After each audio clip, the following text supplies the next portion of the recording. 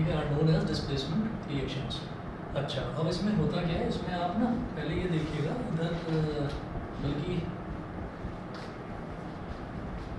इस तरफ नोट कर लीजिएगा, reactivity series of metals,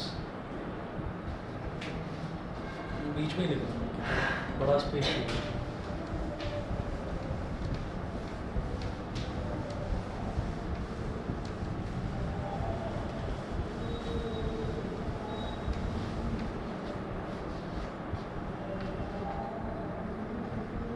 sir हाँ जी, सर इसका निम्नलिखित क्या है? निम्नलिखित किसका? सर ये आप रिएक्टिविटी टेबल बता देना। हम्म। सर इसका फिर निम्नलिखित क्या होगा? बता दो।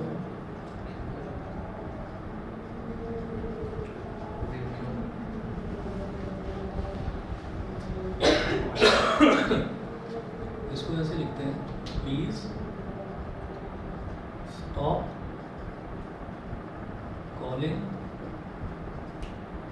मी a careless zebra. Instead, try learning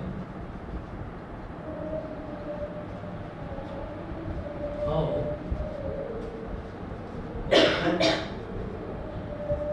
saves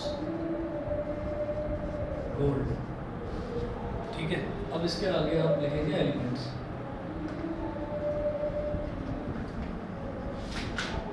elements, अच्छा इसकी जो शीट है ना वो मैं आपको एक बार ग्रुप पर भी भेज रहा हूँ।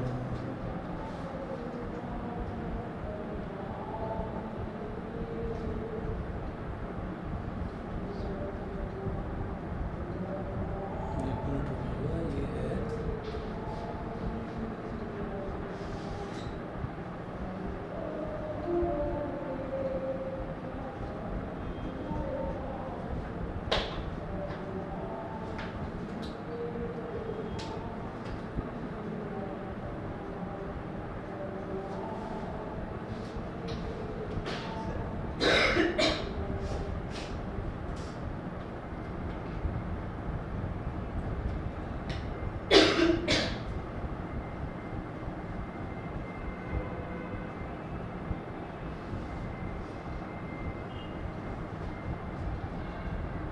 ये आपके ना मैंने ग्रुप पर भी कर दिया है इसको फॉरवर्ड।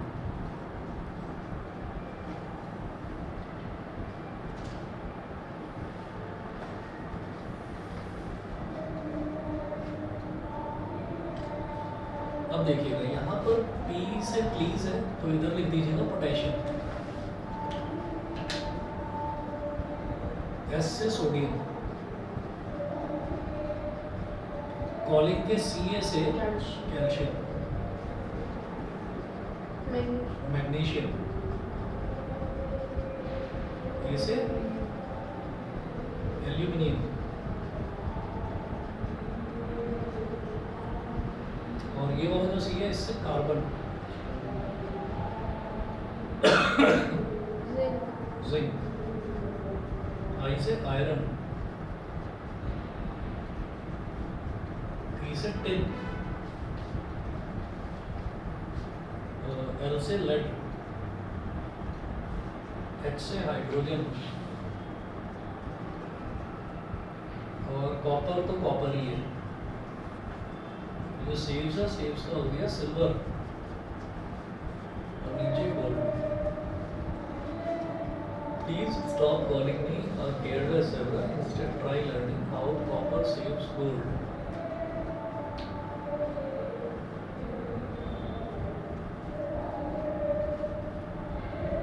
ये एलिमेंट्स हो गए। अब सिंबल्स, पोटेशियम का सिंबल K, सोडियम का सिंबल Na, कैल्शियम का Ca, मैग्नीशियम का G, एल्यूमिनियम का Al, कार्बन का C, जिंक का Zn, आयरन का Fe, टिन का Sn होता है Sn, लेड का Pb, हाइड्रोजन का H, कॉपर का Cu,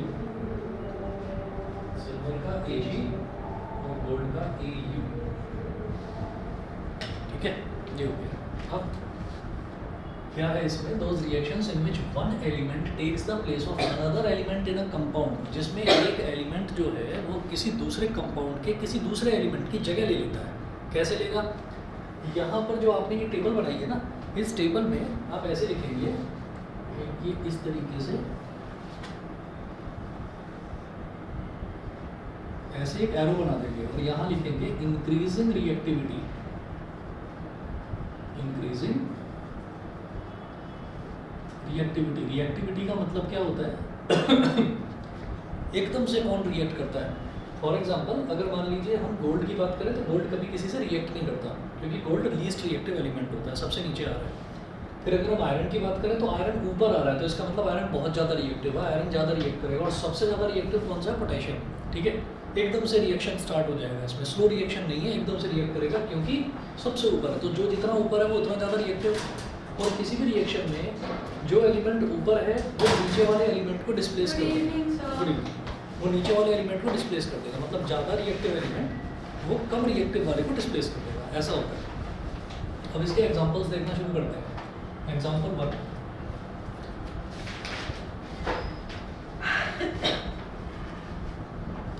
तुम्हारा टेस्ट कैसा हुआ था?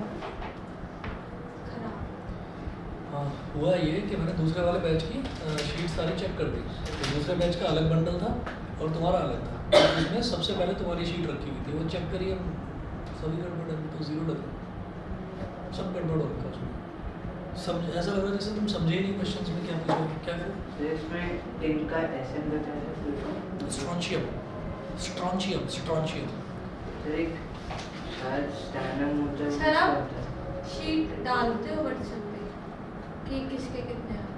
हाँ, मेरी मत डालना, क्यों? अगली बार ही डाल देना, पक्का अच्छी ठीक है, तो मैं डालूंगी। अभी 2 दिन बाद टेस्ट लेने वाला हूँ, दोबारा देना, हाँ। रीटेस्ट लेने वाला हूँ। हाँ जी, बोलो। अच्छा, तो स्टैनम किसका होता है? शायद किसी और का होता होगा। सर होता हो तो लैटिन जरूर। कभी इसमें नहीं लिखा हुआ।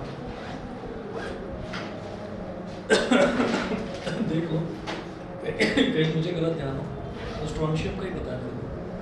टिन का सिंबल देखना, सिंबल ऑफ टिन स्टैनम। स्टैनम होता है, हाँ, तो फिर स्ट्रॉन्शियम कुछ और है, और ऐसा नहीं है ना, हाँ। गलत है। चलिए एग्जांपल नंबर 1 देखिए। मैंने सॉरी CuSO4 प्लस जिंक,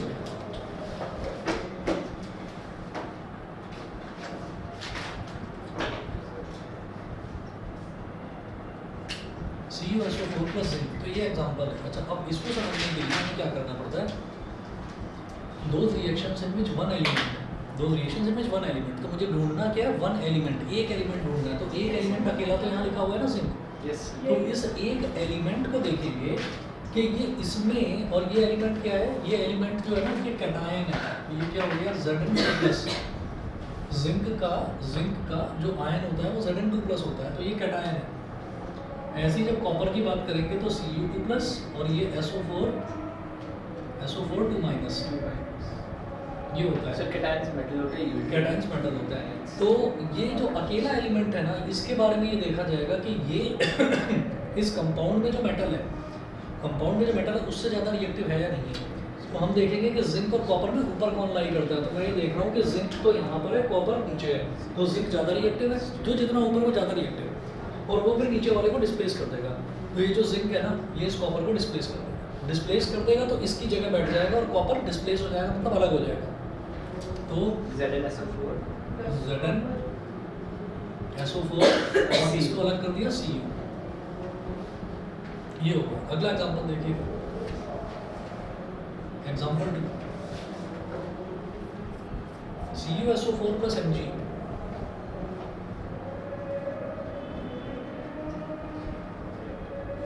अच्छा, ये इक्वेशन मैंने ऐसे लिख दी है और ये इत्तेफाक से बैलेंस्ड है। अगर कोई इक्वेशन बैलेंस नहीं होगी तो उसको बैलेंस आपको खुद करना होगा। Yes. अगर बैलेंस नहीं करेंगे ना तो वो इक्वेशन अधूरी मानी जाएगी, याद रखना। अच्छा, CuSO4 प्लस Mg, सर उसका भी एक रीजन होता है, जो हमने कंजर्वेशन ऑफ वो पढ़ा था ना। Conservation of mass. Yes sir, तो फिर उसी की वजह से उसी की वजह से प्रूफ करना होता है, तो इसलिए। देखिए, जो ये कॉपर है, फिर वही कहानी कि कॉपर की वैलेंसी 2+, सल्फेट की वैलेंसी 2-, मैग्नीशियम की वैलेंसी 2 प्लस तो अकेला एलिमेंट मैग्नीशियम लिखा हुआ है, क्या ये कॉपर से ज़्यादा रिएक्टिव है? हम कहेंगे यस सर। मैग्नीशियम ऊपर लाई कर रहा है, कॉपर नीचे लाई कर रहा है, तो मैग्नीशियम इसको कॉपर को डिस्प्लेस कर देगा, कॉपर से ज़्यादा रिएक्टिव है। जब डिस्प्लेस कर देगा तो ये SO4 के साथ जुड़ जाएगा, इसकी भी वैलेंसी 2, इसकी भी वैलेंसी 2, तो इसकी वैलेंसी इसके साथ लिख दो, इसकी वैलेंसी इसके साथ लिख दो, क्या हो जाएगा? MgSO4 प्लस सी। MgSO4 प्लस Cu, ये हो गया। ठीक है, एग्जाम्पल 3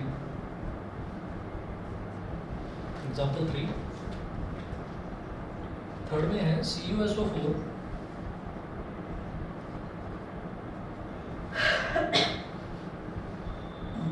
प्लस Fe। CuSO4 को उसी तरीके से फिर आयंस के अलग अलग करके दिखाइए, Cu2 प्लस SO4 2 माइनस। ठीक है, अच्छा ये जो मैं लिख रहा हूँ ये आपके समझने के लिए लिख रहा हूँ, आप चाहो तो एग्जाम में ऐसा लिख सकते हो, चाहो तो मत लिखो, जैसा ठीक लगे आपको, कोई दिक्कत नहीं है उसमें। आयरन की वैलेंसी मैंने ये बोला था कि आयरन की वैलेंसी सिर्फ आयरन ऑक्साइड में Fe2O3 वाला लेते हैं, नहीं तो बाकी सब जगह हमें क्या लेना है? आयरन की वैलेंसी 2+ वाली ही लेनी है। तो आयरन देखिए कॉपर से ज़्यादा रिएक्टिव है, कॉपर यहाँ पर लाई कर रहा है और आयरन यहाँ पर लाई कर रहा है, तो आयरन कॉपर को हटा देगा, डिस्प्लेस कर देगा, तो फिर वही बन जाएगा FeSO4 प्लस Cu। तो कब लेते हैं आयरन की वैलेंसी? हाँ, सिर्फ और सिर्फ 3 प्लस आयरन की वैलेंसी ली जाती है फेरिक ऑक्साइड में, Fe2O3 में लिख लीजिए चाहे तो Fe2O3, बाकी सब जगह 2+ लिखिए।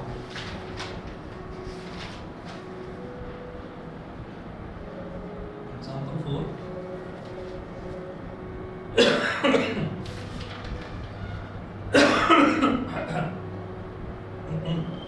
सर आज चैप्टर 2 शुरू हो एसिड बेस ना, तो वो तो तुम्हारा सिर्फ वहाँ तक आ रहा है, इंडिकेटर्स तक, शुरुआत के 2 पेज आ रहे हैं बस।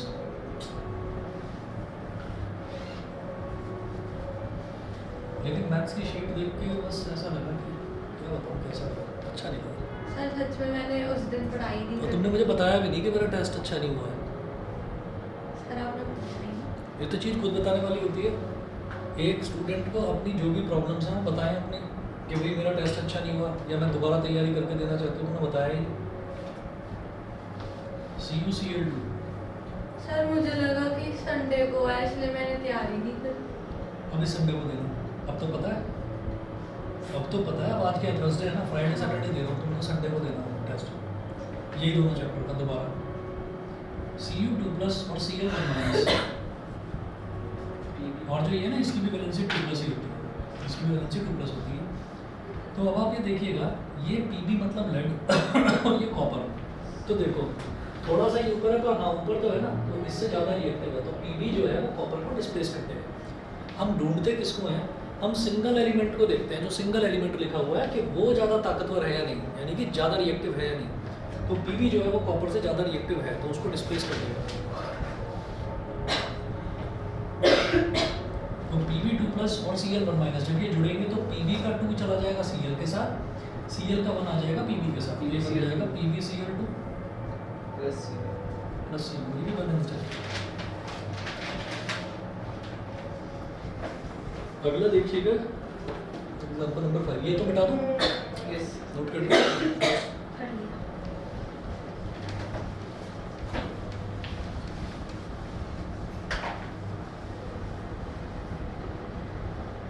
अच्छा, इसमें एक दिन बड़ा इंपॉर्टेंट होता है, जैसे आप लोग 10th क्लास में हैं तो जरा ना अपनी हेल्थ का भी ध्यान रखना। अभी अचानक से ना गर्मी पड़नी शुरू हुई है, तो ये नहीं कि एकदम से फ्रिज में रखा हुआ फ्रिज में पानी रख दो और ठंडा पानी एकदम से पी लो, तबीयत खराब हो जाएगी।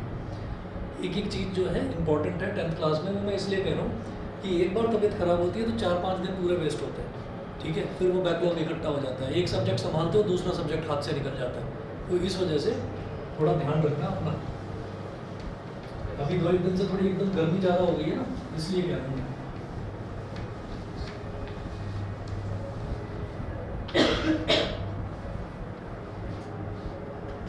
देखिएगा एग्जाम्पल नंबर 4, इसके बाद एग्जाम्पल 5 देखिए।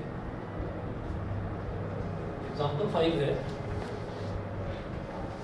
AgNO3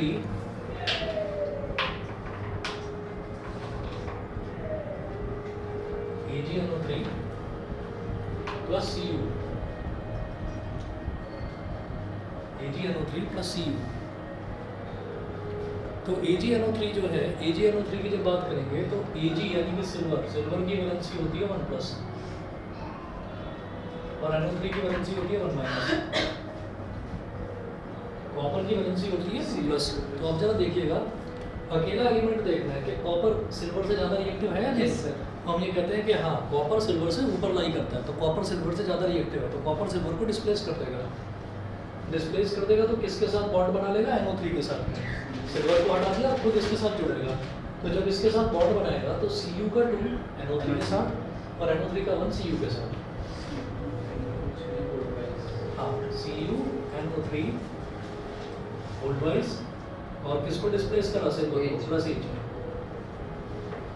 ठीक है, बताओ भाई, हाँ क्लियर है? सर तो बैलेंस करोगे? बैलेंस नहीं है, बैलेंस करना है। बैलेंस करना है, कर लेंगे हम, छोड़ दो।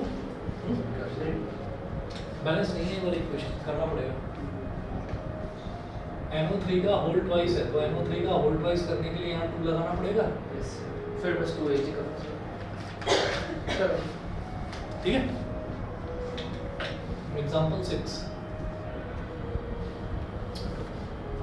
सर CuNO3 का होल्ड वाइज वो ऐसे आ गया क्योंकि कॉपर अब नाइट्रेट के साथ में जुड़ रहा है, तो कॉपर की वैलेंसी 2 तो NO3 के साथ आ जाएगी, और इसकी वैलेंसी 1 वो कॉपर के साथ। सर बैलेंस चलिए जी, एग्जाम्पल नंबर 6 देखिएगा। 6 में है Fe + HCl।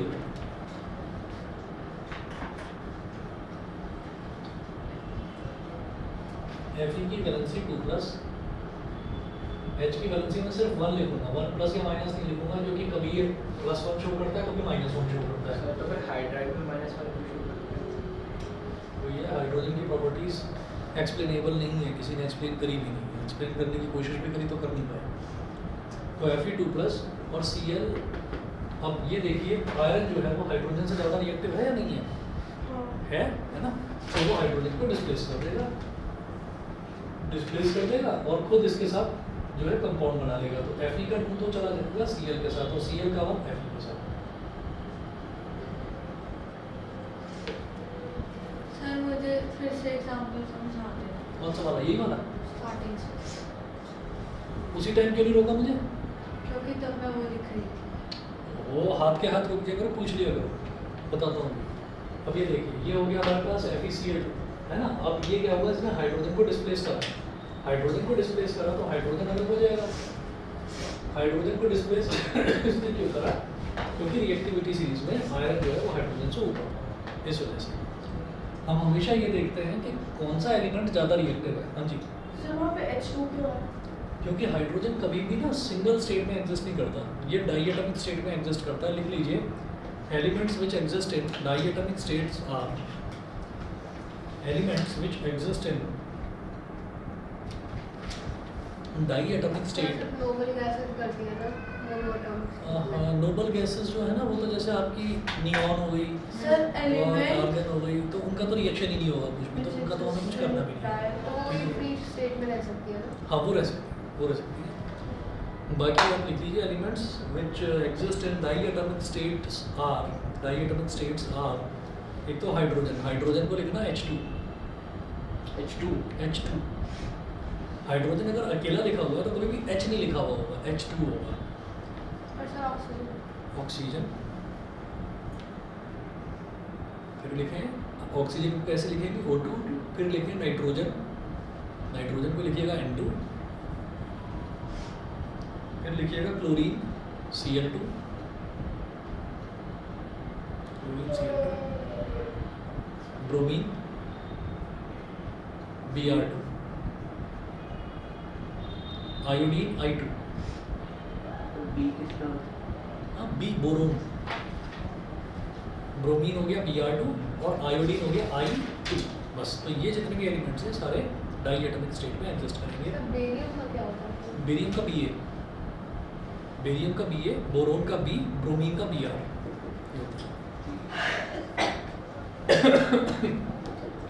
तो ये समझ में आ गया। अब जरा यहाँ पर देखो, बताऊँ भी सारे दोबारा से। हाँ, तो देख लीजिए, जैसे हमने सिंगल एलिमेंट की बात करी, तो सिंगल एलिमेंट को हमें देखना है कि वो ज़्यादा रिएक्टिव है या नहीं। ज़्यादा रिएक्टिव कैसे पता चलता है? उस रिएक्टिविटी सीरीज में जैसे यहाँ पर रिएक्टिविटी सीरीज में दिखाई दे रहा है हल्का सा लिखा हुआ जिंक, ठीक है, और ये कॉपर, कॉपर कहाँ पर है, यहाँ पर, तो जिंक जो है वो कॉपर से ऊपर है, तो इसका मतलब जिंक कॉपर को क्या करेगा, डिस्प्लेस कर देगा, हटा देगा। तो जिंक ने कॉपर को कहा कि चल बाजू हट, मेरे को सल्फेट के साथ कंपाउंड बनाना है क्योंकि ये ज़्यादा रिएक्टिव है, तो इसने इसके साथ में कंपाउंड बनाया। कैसे बनाएगा, जिंक की वैलेंसी 2 है, वो SO4 के साथ चली जाएगी, SO4 की वैलेंसी 2 है, वो जिंक के साथ चली जाएगी, तो ZnSO4, क्योंकि दोनों की 2 है वैलेंसी, तो 2 से 2 कट जाएगा, तो ZnSO4, समझ गए। और इसने कॉपर को अलग कर दिया, डिस्प्लेस कर दिया, तो कॉपर अकेला आ गया, अलग हो गया, ठीक है।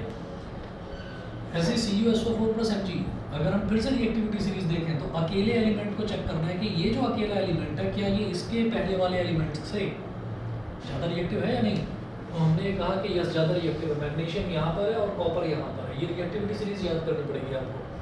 तो मैग्नीशियम ने कॉपर को डिस्प्लेस कर दिया, तो मैग्नीशियम जब कॉपर को डिस्प्लेस करेगा तो क्या बन जाएगा, MgSO4, Mg की वैलेंसी 2, SO4 की 2, Mg का 2 SO4 के साथ, SO4 का 2 Mg के साथ, Mg2 SO4 होल्ड वाइज, ये हो गया, तो MgSO4 हो गया, समझ गए, ठीक है। आगे के बताऊँ या हो जाएंगे, वही रिएक्टिविटी सीरीज देख कर करते हैं। अगला देखिएगा एग्जाम्पल नंबर 7। सर 2HCl करते हैं, बेटा 2HCl, हाँ 2HCl करेंगे, बैलेंस हो जाएगा, वो बैलेंसिंग वाला काम आप कर लें।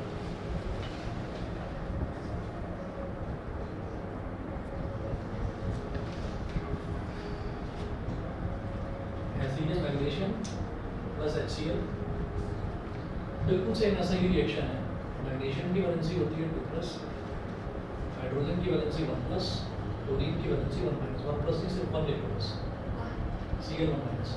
अब जो ये मैग्नीशियम है, ये मैग्नीशियम क्लोरीन के साथ में जुड़ जाएगा, क्लोरीन के साथ में ऐड हो जाएगा। ये क्यों, क्योंकि मैग्नीशियम हाइड्रोजन के से ज़्यादा रिएक्टिव, मैग्नीशियम हाइड्रोजन को डिस्प्लेस कर देगा, MgCl2 प्लस H2।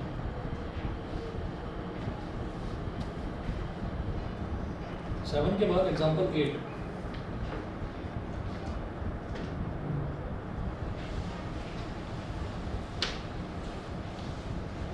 एग्जाम्पल 8 में है Na प्लस H2O।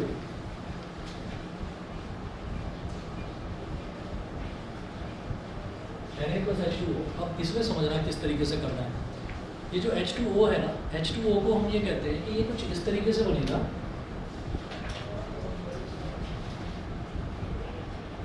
Na की वैलेंसी 1+ और H2O को ऐसे लिख देंगे H1+ OH1-। हम H2O को HOH भी लिख सकते हैं, ठीक है, HOH भी लिख सकते हैं। इसका मतलब क्या है भाई, हाइड्रोजन कितने हैं, 1 और 2, 2 तो H2, और ऑक्सीजन कितना है 1 तो H2O, ठीक है, तो H2O को HOH भी लिखा जा सकता है। यहाँ पर H stands for hydrogen and OH stands for hydroxide, hydrogen hydroxide, समझ गए मेरी बात, क्लियर है। अब देखिएगा हाइड्रोजन की वैलेंसी 1+, OH की वैलेंसी 1-, तो हाइड्रोजन रिएक्टिविटी में यहाँ पर है, रिएक्टिविटी सीरीज में, और सोडियम जो है वो कहाँ पर है, कितनी ऊपर, तो सोडियम हाइड्रोजन से बहुत ज़्यादा रिएक्टिव है, डिस्प्लेस कर देगा। सोडियम ने हाइड्रोजन को डिस्प्लेस करा, तो ये इसके साथ आ जाएगा NaOH बन जाएगा, NaOH, और हाइड्रोजन को डिस्प्लेस कर दिया तो H अलग हो जाएगा, H अकेला नहीं लिखा जाता, H2 लिखा जाता है, तो H2 हो गया। अब इसको बैलेंस करने के लिए क्या करेंगे, यहाँ पर हाइड्रोजन का 2 है, यहाँ पर हाइड्रोजन का 1 है, इधर 2 लगा दो, 2 + 2 4 हो गया, 1 2 हाइड्रोजन का 2 और 2 इधर, तो 2 + 2 4 हो गया, और इधर 4 करने के लिए यहाँ पर लगा दो 2 2 ऑक्सीजन का 1 2 2, ऑक्सीजन का 1 2 2, सोडियम का 1 2 2, सोडियम के आगे 1 2 2। बोलो, समझ गए। सर एक बार वापस समझा दीजिए, बैलेंसिंग या ये रिएक्शन, सर वो हाइड्रोजन ऑक्साइड वाला, हाइड्रोजन ऑक्साइड वाला, हाइड्रोजन ऑक्साइड नहीं, हाइड्रोजन हाइड्रोक्साइड, हाइड्रोक्साइड है ना, ऐसे बोला जा सकता है इसको। अगर हाइड्रोजन की बात करें तो हाइड्रोजन जो है वो ऐसा है कि हाइड्रोजन अपनी 2 वैलेंसी शुरू करता है, कभी 1- तो कभी 1+। हाइड्रोजन की वैलेंसी अगर हमने 1+ ली तो हाइड्रोक्साइड की वैलेंसी कितनी होती है 1-, ठीक है, तो ये जो 1- है ये इसके साथ आ जाएगा H1, और ये जो 1 है ये इसके साथ आ जाएगा OH का होल 1। अब ये 1 तो लिखने की जरूरत नहीं होती ना, तो ये क्या हो गया HOH। तो इसमें हाइड्रोजन के कितने एटम हैं? 2। हाइड्रोजन के 2 एटम। ये क्या हो जाएगा H2 और ऑक्सीजन है बेटा H2। तो H2O को HOH लिखा जा सकता है। फिर हमने ऐसे स्प्लिट कर दिया। हाँ बेटा, हाँ इसीलिए ऐसे स्प्लिट कर। नहीं समझे बताओ कुछ और। नहीं, फिर हाइड्रोक्साइड है, फिर वो नेगेटिव वो तो डिस्प्लेस होएगा सर। हाइड्रोक्साइड ऐसे। ठीक है, क्लियर है? यस। और आगे से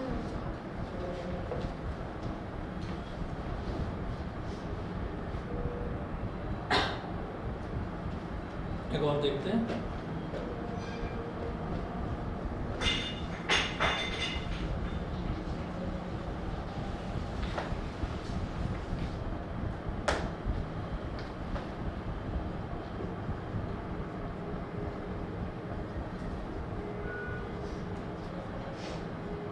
example number 9 CuO plus Mg। CuO plus Mg। अब यहाँ पर भी आप देखिएगा Cu की वैलेंसी 2 प्लस, ऑक्सीजन की वैलेंसी 2 माइनस, Mg की वैलेंसी Mg कॉपर से ज़्यादा रिएक्टिव होता है। Yes, sir. कॉपर को डिस्प्लेस कर देगा तो क्या हो जाएगा MgO। MgO हो गया। MgO होने के बाद में इसने कॉपर को डिस्प्लेस कर दिया, कॉपर अलग हो गया तो Cu। ठीक है, ये हो गया एग्जाम्पल नंबर 9। एग्जाम्पल 10 इसी का उल्टा करेंगे। MgO प्लस Cu,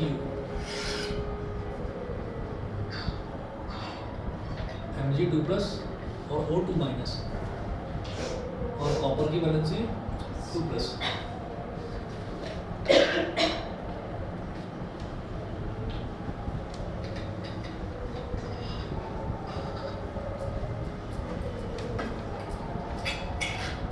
अच्छा जी, अब जरा बताओ कॉपर के Mg से मुझे तो सिंगल वाला एलिमेंट चेक करना होता है ना, नोट कर लिया? ये वाला सिंग- हो गया। ठीक है। सिंगल वाला एलिमेंट चेक करना होता है, तो जैसे Cu2 प्लस है तो क्या ये Mg से ज़्यादा रिएक्टिव है? नहीं है, तो यहाँ पर आप लिख दोगे नो रिएक्शन।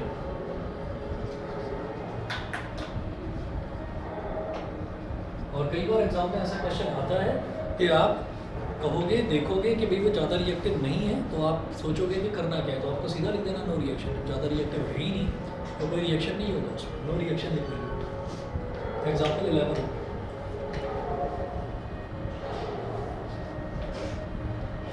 देखिएगा जरा।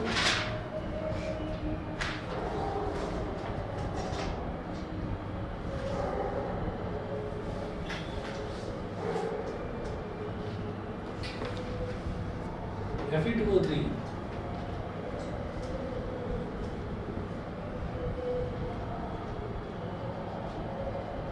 Plus Al, Fe2O3 plus Al gives, अब इसमें क्या होगा? Fe की वैलेंसी 3 प्लस, Fe2O3 में मैंने बताया था केवल इसी में होती है। ऑक्सीजन की वैलेंसी 2 माइनस, Al की वैलेंसी 3 3 प्लस। अब बताओ एल्यूमिनियम आयरन से ज़्यादा रिएक्टिव है या नहीं? एल्यूमिनियम इधर है, तेरे को पीछे हल्का सा इंप्रेशन दिखाई दे रहा है, एल्यूमिनियम इधर, आयरन इधर, ज़्यादा रिएक्टिव है, डिस्प्लेस कर देगा। तो एल्यूमिनियम की 3 प्लस, ऑक्सीजन की 2 माइनस, तो Al का 3 O के साथ चला जाएगा, O3, ऑक्सीजन का 2 इसके साथ, तो Al2, तो Al2O3 plus Fe।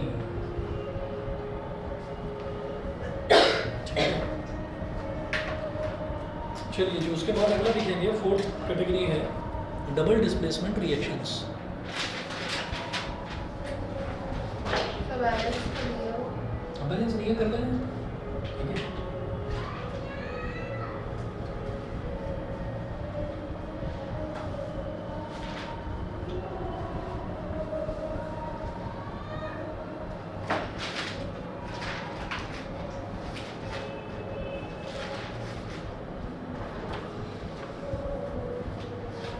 Those reactions in which two compounds react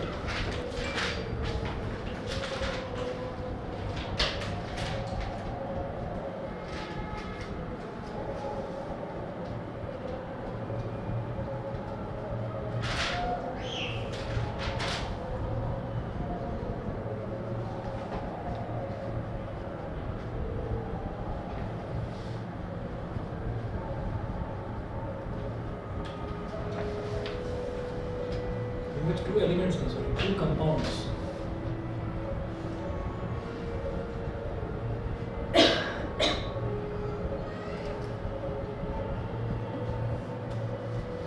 in which two compounds react by an exchange of ions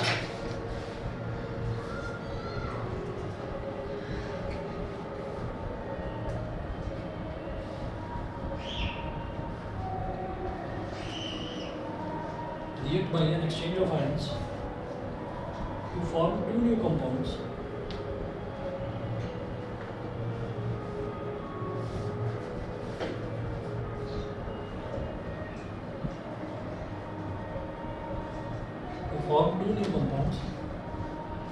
are called double displacement reactions.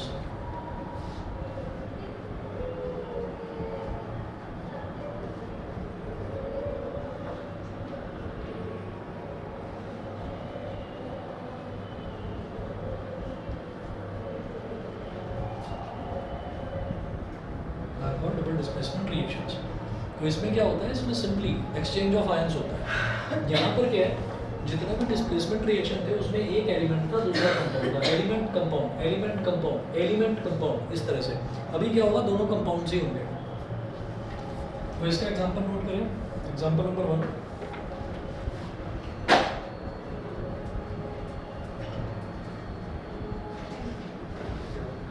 AgNO3 plus NaCl। तो Ag की valency होती है 1 plus, NO3 की valency होती है, Ag की valency 1 plus, NO3 की valency 1 minus. Na sodium की वैलेंसी 1 प्लस, Cl की वैलेंसी 1 माइनस।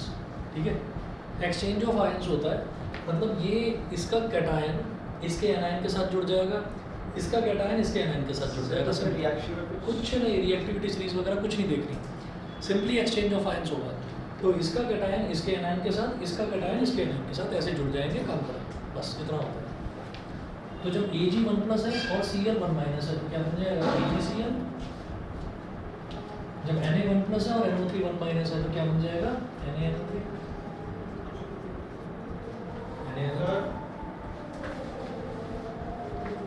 अच्छा, और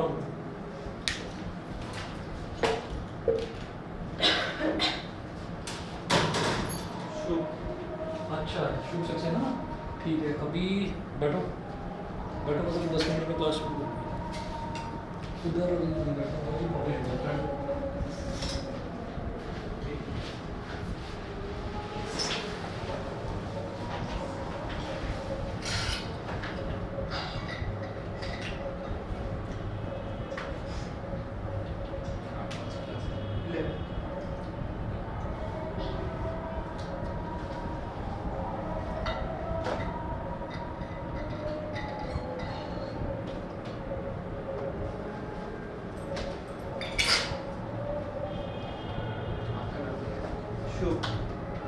मेरे को तो बताया था।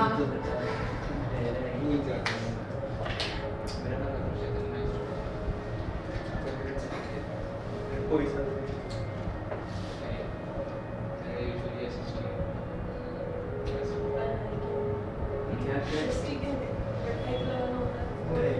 मुझे अच्छा लगता है स्टोरी पढ़ना, गुड स्टोरी। यूपीएससी क्लियर करने ब्रॉड स्टोरी बिहारी हो जाओ। नहीं गढ़वाली।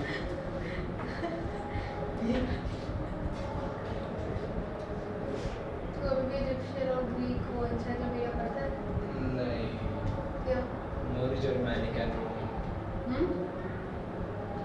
जर्मैनिक और रोमन में से लग गया, ग्रीक वगैरह का इंटरेस्ट नॉट्स नहीं रहते, पढ़ रखी पूरी मेटालॉजी क्या बहुत ग्रॉस है,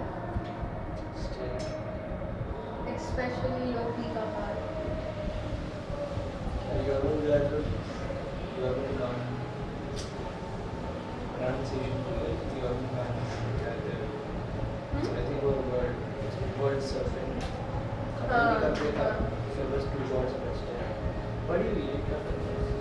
नहीं वो वाला पार्ट है, उसके सन के उसके दोनों बेटों के इंटेस्टाइन्स को से ट्रैक करता है वो। हाँ निमोनिक से तो हो गया। Please stop calling me a careless zebra. Try instead try learning how copper save gold. और कैसे? अरे याद कर, केदारनाथ का माली आलू जरा फीका। हाँ, ये राजस्थान है। क्या? केदारनाथ का माली आलू जरा फीका पता है। भाई हिंदी वाले जानते हो। सर ये हमारे सर में कृष्णा का माली आलू सारा फीका पकाता है। अरे कृष्णा है सर, उसका कमी नहीं है। क्या देखो मेरा फेवरेट सब्जेक्ट है।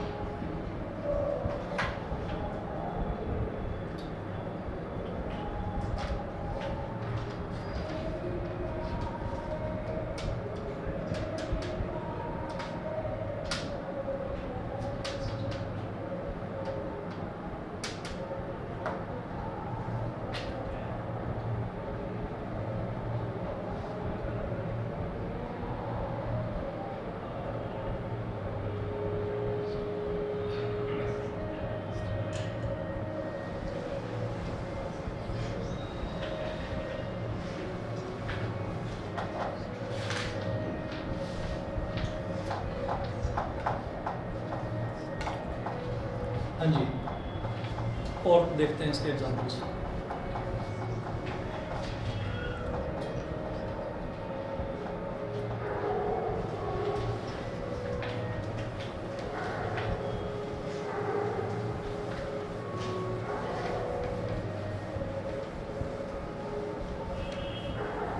सर एक मिनट रुको। मैं वो नहीं मिटा रहा, बस मैंने इधर पे मिटाया। नहीं मिटाने के लिए नहीं बोल रहा हूँ। हाँ, मैं एग्जाम्पल 1 लिख लूँ फिर आप लिख लें। लिख लो।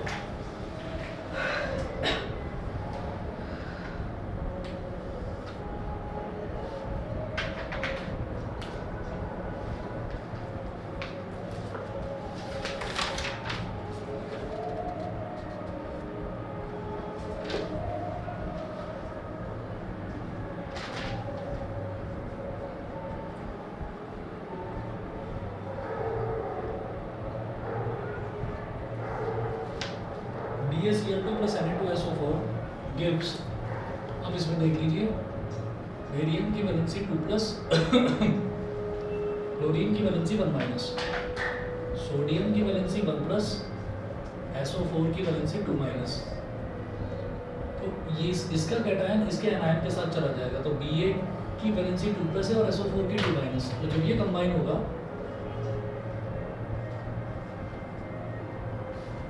BaSO4 मिल जाएगा। भाई इसका 2 SO4 के साथ चला जाएगा, इसका 2 Ba के साथ चला जाएगा, 2 से 2 कट जाएगा। सोडियम का 1 है, क्लोरीन का भी 1 है, तो NaCl हो जाएगा प्लस NaCl।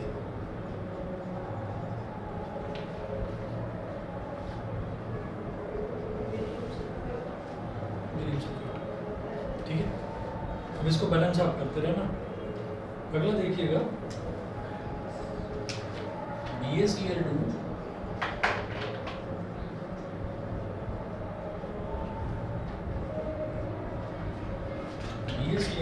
Plus CuSO4। हाँ,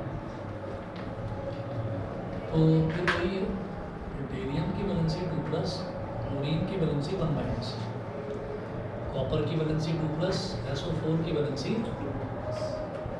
2 माइनस। तो ये क्या बन जाएगा, इसका कैटायन इसके एनायन के साथ, तो Ba2 प्लस और SO4 2 माइनस, तो इसका 2 इसके साथ, इसका 2 इसके साथ, 2 एक्सचेंज हो गए और 2 1 2, तो इसको लिखेंगे BaSO4। Cu का 2 Cl के साथ, Cl का 1 Cu के साथ, तो ये क्या बन गया CuCl2। ये एग्जांपल नंबर 3 हुआ। अगला देखते हैं एग्जांपल 4। समझ रहे हो ना, इसमें कहीं कोई लॉजिक नहीं लगाना, इसमें तो एक कैटायन दूसरे एनायन दूसरे के एनायन के साथ और दूसरे का कैटायन पहले के एनायन के साथ, बस इतना। फिर देखिए CuSO4 प्लस H2S,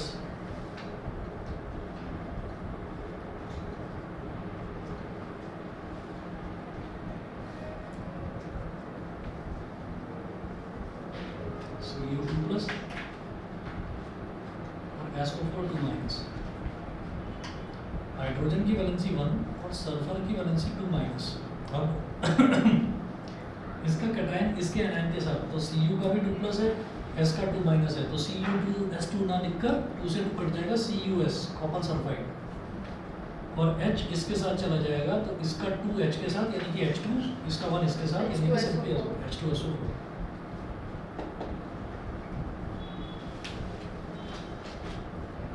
हाँ क्लियर है यहाँ तक?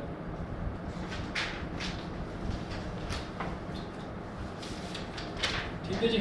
और इसके बाद मैं आपको इसके कुछ क्वेश्चंस करवाऊंगा और रेडॉक्स रिएक्शन वो नेक्स्ट क्लास में करवाऊंगा। आज इतना ही कर लीजिए बस, ठीक है।